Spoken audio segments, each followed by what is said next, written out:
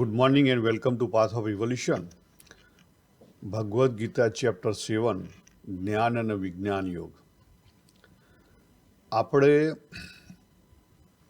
7મા અધ્યાયના 20મા શ્લોકની અંદર જે સ્વભાવની વાત કરી છે એને આગળના કોમેન્ટ્રીમાં જોઈ હતી. આજે એ 7મા અધ્યાયનો 20મો શ્લોક છે એને સમજવાનો આપણે પ્રયત્ન કરીએ. તો પહેલું આ શ્લોકનું જે ભાષાંતર છે એને જોઈએ કે સામાન્ય ગુજરાતી ભાષાંતર કેવું થાય. તો તૈ તૈ કામેહિ હૃદજ્ઞાના સ્વયા પ્રકૃત્યા નિયતઃ તમ તમ નિયયમ આસ્થાય અન્ય દેવતા પ્રપદ્યંતે. એનો શું થયો? તે કામનાઓ વડે જેમનું જ્ઞાન હરાઈ ચૂક્યું છે એવા માણસો પોતપોતાની પ્રકૃતિ સ્વભાવથી પ્રેરાઈને તે દેવતાઓને અને તેના નિયમોને ધારણ કરે છે અને એ દેવતાઓને શરણે થઈ જાય છે. જો ઉપાસનાની વાત કરી છે, પણ અગત્યનું શું છે? જેમનું જ્ઞાન હરાઈ ચૂક્યું છે. શનાથી?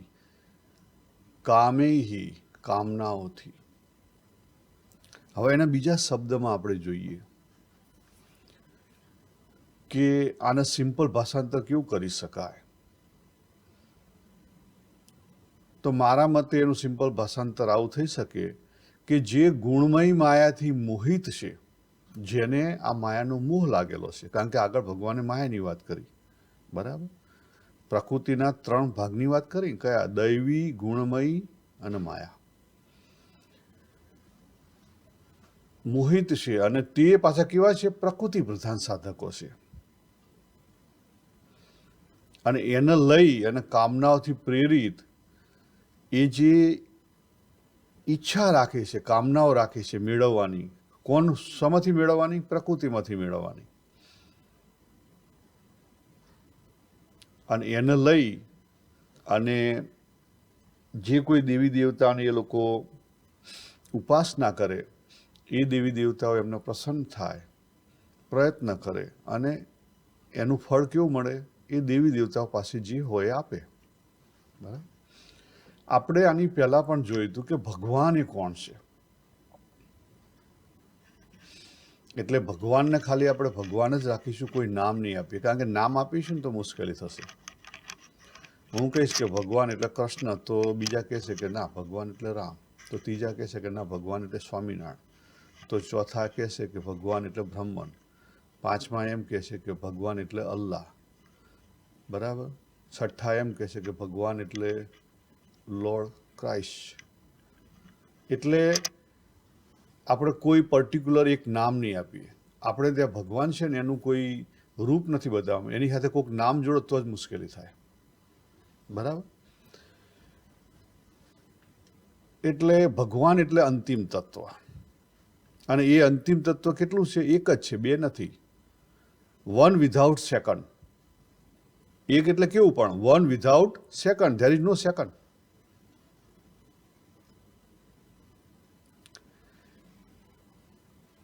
આમાં કી પોઈન્ટ એ જોવાનો છે કે જેની સમજણની ખામી છે. કઈ સમજણની ખામી છે?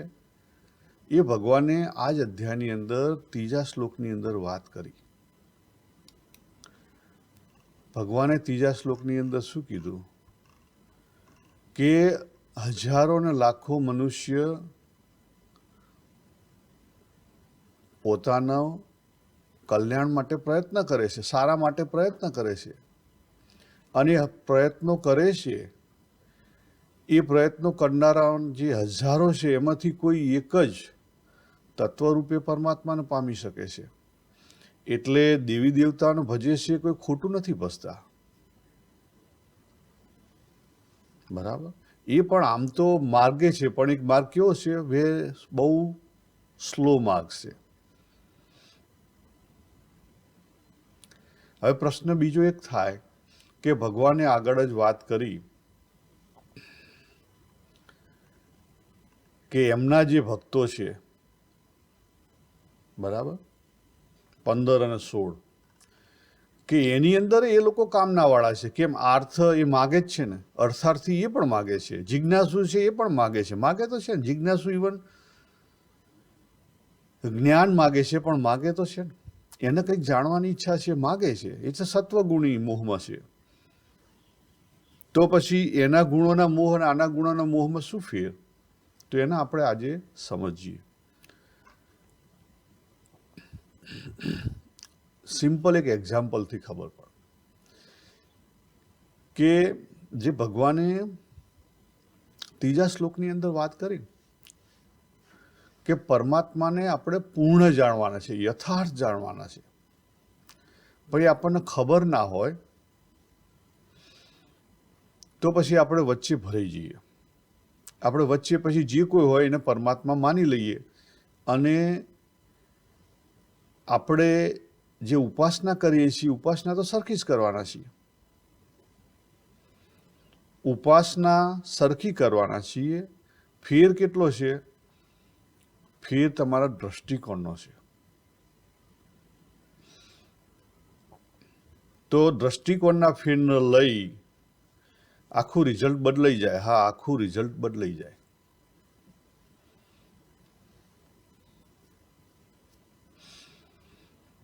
બે વ્યક્તિ છે, બંને બ્રિસ્બેનથી સિડની જવાનો વિચાર છે. સિડની એટલે પરમાત્મા. પછી એકે સિડનીને પરમાત્મા માન્યા અને બીજાએ ગોલ્ડ-કોસ્ટને પરમાત્મા માન્યા.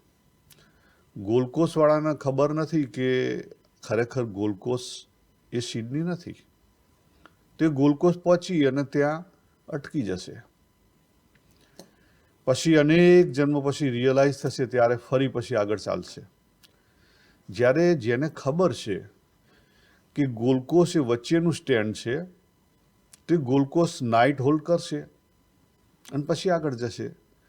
તો ભગવાનના જે 15 અને 16માં જે વાત કરી, અર્થાર્થી અને જિજ્ઞાસુ, એને ખબર છે કે મારે ગોલ્ડ-કોસ્ટમાં શું કરવાનું છે? હોલ્ડ કરવાનો છે. હવે જો આની હું થોડીક અલગ વ્યાખ્યા કરું, મારી પોતાની વ્યાખ્યા છે. કારણ કે આને કેટલાક લોકો, સંપ્રદાયના લોકો સંપ્રદાયથી સમજાવવા પ્રયત્ન કરતા હોય છે કે દાખલા તરીકે હું કોઈ એક સંપ્રદાયમાં જતો હોઉં તો તે સંપ્રદાયના જે હોય એમ કે અમારા જે ઈષ્ટ દેવતા છે એ ભગવાન છે, અંતિમ ભગવાન છે,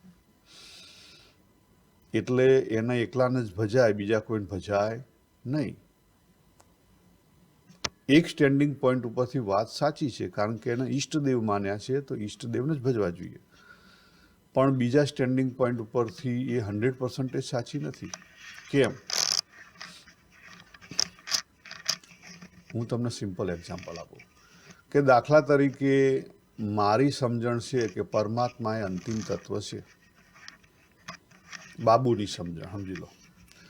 હવે બાબુ એના ફેમિલીમાં જાય, એના મધર છે એ કુળદેવીમાં બહુ માને, તો કુળદેવીનો કોઈ પ્રસંગ હોય તો બાબુ પાર્ટિસિપેટ થાય. અને ઓલવેઝ જેટલું નીચે પોઝિશન હોય ને એ જલ્દી પ્રસન્ન થાય. જેટલી નીચે પોઝિશન હોય એટલા જલ્દી પ્રસન્ન થાય. એટલે દેવી દેવતાને કંઈ મુશ્કેલી હોય અને તમે એ દેવી દેવતાઓ પાસે જો, તમારી મુશ્કેલી ઝડપથી સોલ્વ થાય. અને સોલ્વ કરવી એ કોઈ ખોટું નથી, મારા મતે ખોટું નથી. બીજો એક વ્યક્તિ છે,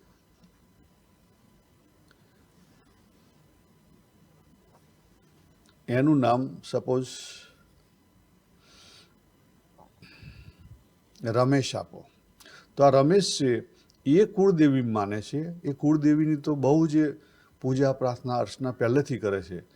પણ એ કુળદેવીને જ માત્ર ભગવાન માને છે. હવે તકલીફ ક્યાં થઈ કે બાબુની જે માન્યતા છે એ સમગ્રની છે, એટલે કુળદેવી એ ભગવાનમાં આવી જાય ને ભગવાને આખા બધાની અંદર આવી જાય, બધું આખું અંદર ભગવાનની અંદર આવી ગયું. એ રીતે એવરીથિંગ વિથિન ધ ગોડ. એટલે એને કોઈને માનવા નહીં માનવાનો કોઈ પ્રોબ્લેમ જ ઊભો નહીં થતો. હી ઇઝ ઇન અ વનનેસ, એકાત્મ ભાવમાં છે, વન વિધાઉટ સેકન્ડમાં. જ્યારે રમેશ છે એ ડ્યુઆલિટીમાં છે, ટોટલી ડ્યુઆલિટીમાં નહીં. માતાજી જ અલગ, હું અલગ, દુનિયા અલગ. હું માતાજીને ભજું તો માતાજી મારું આટલું કામ કરી દે. અને જો આપણે ત્યાં ઘણીવાર આવી પકડવાળા છે ને પછી કામ ના થાય ને એટલે પછી નાસ્તિક બની જાય છે. એનું કારણ શું છે? એનું કારણ આ ખોટી માન્યતા છે. આપણે ત્યાં ઘણીવાર ભગવાન ભજવાથી કામ ના થાય ને તો માણસ નાસ્તિક થઈ જાય છે. એની પાછળનું રીઝન આ છે, ખોટી સમજણ છે. કારણ કે આપણે ભગવાનને કંઈક મેળવવા માટે ભજીએ છીએ. ભગવાન આપશે, પછી તમારામાં હશે તો આપશે, નહીં હોય તો નથી આપશે. એ થોડું ખોટું કરવા બેઠેલો છે.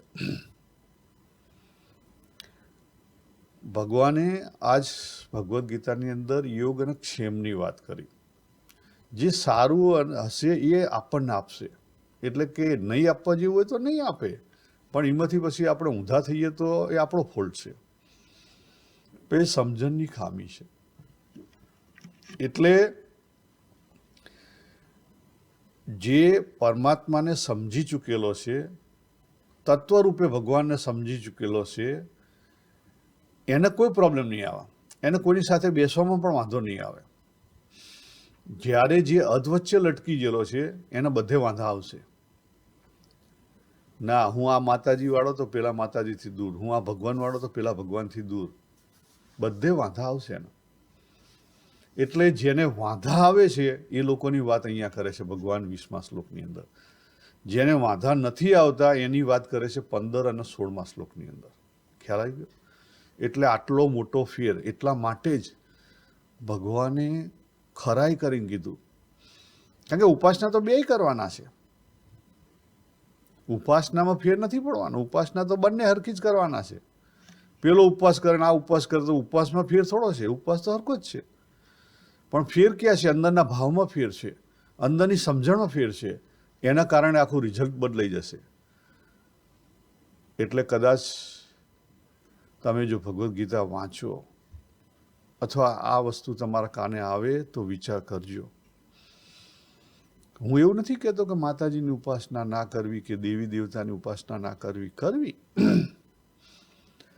પણ સમગ્રના દ્રષ્ટિકોણથી પરમાત્મા તત્વને સ્વીકારીને પછી તમારે જે જોતું હોય એના માટે કરો. તમે જીવના કલ્યાણનો પહેલો આધાર રાખીને પછી કદાચ કંઈ તમને જોતું હોય તો કરો, વાંધો નહીં. પણ આ બે વસ્તુ અગત્યની છે. પરમાત્મા કોણ છે એ સમજો અને જીવનું કલ્યાણને આગળ રાખો. આ બે વસ્તુ આગળ રાખશો ને તો નાની નાની બાબતો માટે આ દુનિયાદારીમાં ખોવાઈ નહીં જાઓ. નહીં તો નાના નાના જે દુનિયાદારીના ભોગ અને ઐશ્વર્ય છે એમાં ખોવાઈ જશો.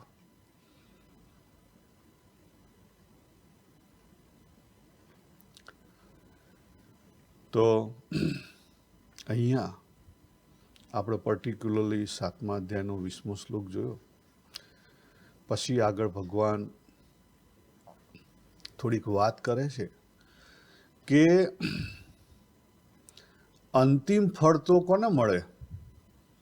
અંતિમ ફળ તો પરમાત્માને જ મળવાનું છે. હવે કેવી રીતે? દાખલા તરીકે પહેલાં આપણે ત્યાં રાજાશાહી હતી. એટલે રાજાશાહીના જે મૂકેલા માણસો હોય, દરેક ગામમાં મતાદાર હોય. એ મતાદારનું કામ શું હતું? તો કે જમીન જાયદાદ જે હોય રાજાની, કારણ કે રાજાની જમીન કહેવાતી, એટલે એની ઉપર તમારે ટેક્સ ભરવો પડે. ત્યાં ગવર્મેન્ટનો ટેક્સ ભરી એવી રીતે તલાટી. તો હાથે એક કારભારી હોય, મતાદારની હાથે કારભારી હોય. એટલે મતાદાર મેઇન વહીવટદાર કારભારી છે એ ગણતરી કરી અને રાજાને પહોંચાડે. હવે ગામમાં રહેનારો ખેડૂત એ મતાદારને જ રાજા માને તો મતાદારની સત્તા જેટલી ગામમાં હોય એટલું જ એ એને મદદ કરી શકે, એથી વિશેષ ના કરી શકે. પણ જો એને ખબર હોય કે મતાદારની પાછળ રાજા બેઠેલો છે તો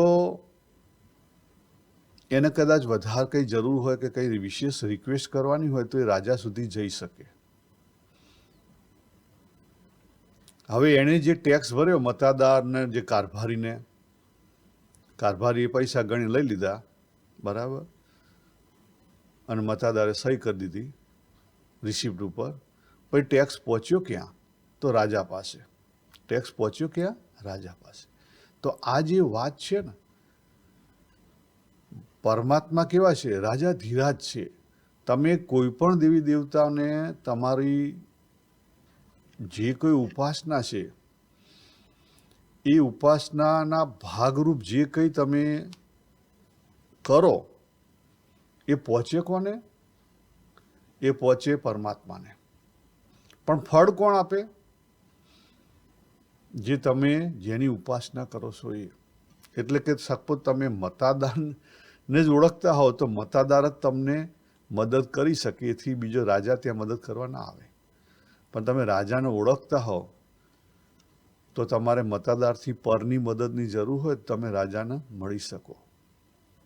આટલો ફેર. આ લૌકિક દ્રષ્ટાંત છે એટલે પૂરેપૂરું 100% લાગુ ના પડે, પણ મિનિંગ સમજાઈ જાય.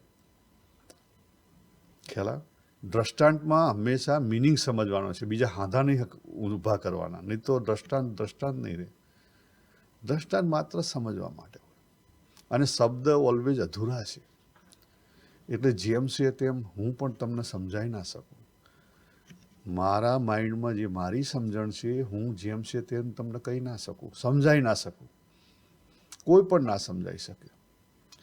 કારણ કે પરારૂપે રહેલું જે શક્તિ છે એ વૈખરી રૂપે આવી જઈ. બરાબર? એટલે શું થઈ ગયું? અશુદ્ધ થઈ ગઈ. અને તમારી જોડે આવવાની તો ક્યાં આવવાની? પહેલાં માઇન્ડમાં આવવાની. અને માઇન્ડમાં આવશે એટલે શું કરશે? તમારી જે બિલીફ છે એની સામે આ વસ્તુ સામે અથડાશે. તમારી બિલીફ પોતાની સ્ટ્રોંગ હશે તો આ વસ્તુ તમે ફેંકી દેશો, આ ખોટું છે. પણ તમે થર્ડ પાર્ટી બનીને જો એનો વિચાર કરશો તો ભગવાનની જે વાત છે સમજાશે, નહીં તો નહીં સમજાય. ઓલવેઝ સ્ટડી કરવો ને તો થર્ડ પાર્ટી બનીને સ્ટડી કરવાનો. આપણે કેવું કરતા હોઈએ છીએ? આપણે ભગત બની અને કથા સાંભળતા હોઈએ છીએ.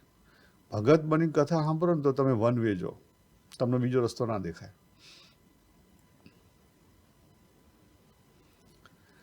એટલે સાધક માટે થર્ડ પાર્ટી બનીને સાધના કરવાની છે તો ખબર પડે કે પોતાનામાં ક્યાં ખામી છે, સામેનું શાસ્ત્ર છે શું કહી રહ્યું છે.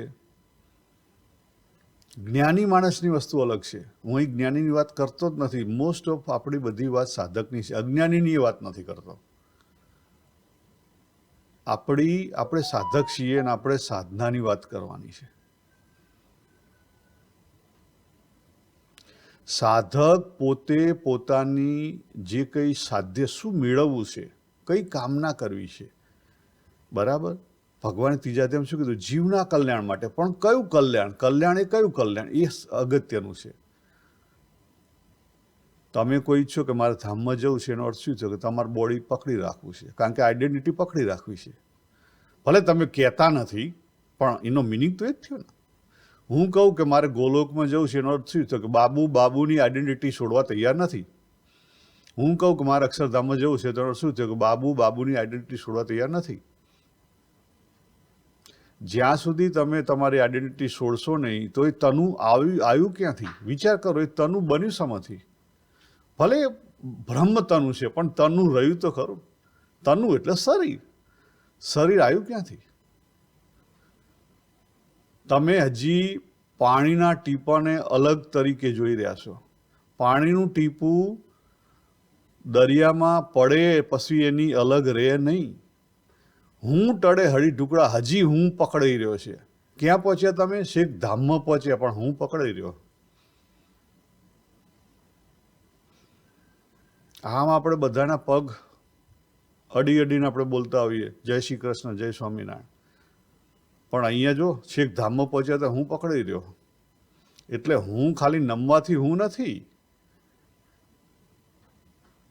એ બધી તો સ્ટેપ 1ની સાધના છે. સ્ટેપ 2 અને 3માં આખી સાધના 180 એ બદલાઈ જાય. એટલે આ બધી સમજવાની વસ્તુ છે. અંદરનું સમજો, ઉપાસના હરખી જ કરવાની છે. અંદરની સમજણ પહેલાં થશે તો પછી ફળમાં તમને ફેર પડશે. એટલે સાધક એને શું મેળવવું છે એ માટે સ્વતંત્ર છે. આપણે પણ આગળ જોયું હતું કે જે સ્વભાવ છે, સ્વભાવ આપણા સારા માટે આપેલા છે, પણ સ્વભાવની અંદર જે મોહ છે, મોહ હજી આપણને સમજાતો નથી. મોહ ઓરિજિનલી 3 જગ્યા ખૂંપાયેલો છે. 3 સમજણ આપણી સાચી સમજણ નથી, એને લઈને આપણે મોહમાં જ છીએ. ભગવાન સ્વામિનારાયણે ગઢડા મધ્ય પહેલામાં વાત કરી કે પોતાની જાતને આપણે સાચી રીતે ઓળખતા નથી, એટલે આપણે પોતાનામાં મોહ છે. બરાબર? જગતને સાચી રીતે સમજતા નથી એટલે જગતમાં મોહ છે. અને ભગવાનને સાચી રીતે સમજતા નથી એટલે ભગવાન રિલેટેડ મોહ છે. એટલે તો લોકો કે હાર્ડકોર કેમ થઈ જાય એટલા માટે. અને આ 3 વસ્તુની સાચી સમજણ નથી એટલે ખરેખર આપણે ઉપાસના શું કરવી એ પણ ખબર નથી, એટલે એનો મોહ છે. ખ્યાલ આવી ગયો? તો આ 3 વસ્તુ જો સમજાય ને તો આપણને ખબર પડે કે તો પછી મારે સાધના કઈ કરવી. એટલે સાધકે પહેલી આ 3 વસ્તુ સમજી લે તો એને ખબર પડી જાય કે તો મારે હવે કઈ સાધના કરવી. ત્યારે તમે પહોંચી શકો કે તો પછી હવે મારે શું કરવું. ખ્યાલ આ બીજા સ્ટેપમાં તમે ચાલુ કરો ત્યારે નહીં, તમે ચાલુ કર્યા પછી ઘણા વર્ષો પછી તમને આ વસ્તુ સમજાશે કે હું કોણ છે, આ જગત કોણ છે, બરાબર કેવું છે, કેવી રીતે આવ્યું. ભગવાને આ 7મા અધ્યાયમાં સમજાય ને કેવી રીતે આવ્યું. અને પરમાત્મા કોણ છે, ભગવાન એટલે પરમાત્મા, એ કોણ તત્વ છે. આ જો 3 વસ્તુ સમજાઈ જાય ને તો પછી આપણને ખબર પડે કે તો પછી સારું મારે સાધના કઈ કરવાની.